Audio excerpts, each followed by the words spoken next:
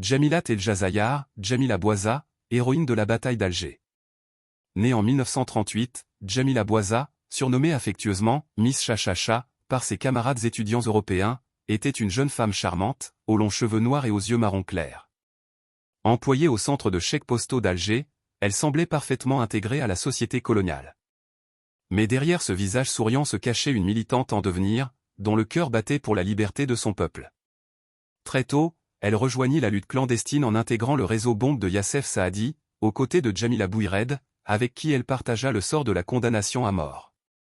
Elle participa aux attentats d'Alger, notamment celui du 26 janvier 1957 au bar Le Coq-Hardy, acte de riposte au massacre perpétré dans la Casbah par l'organisation criminelle de la Main Rouge.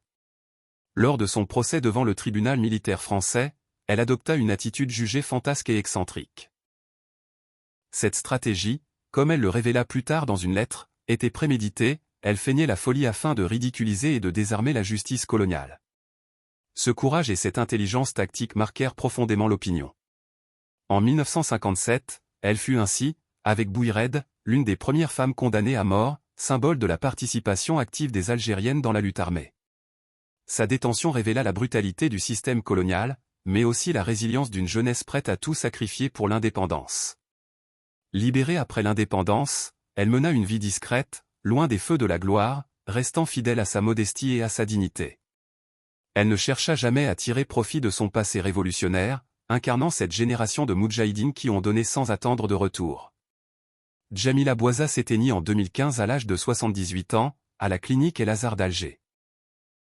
Elle fut inhumée au cimetière d'El Alia, au lieu de mémoire, en présence de moudjahidines, de personnalités nationales et de nombreux citoyens venus lui rendre un dernier hommage.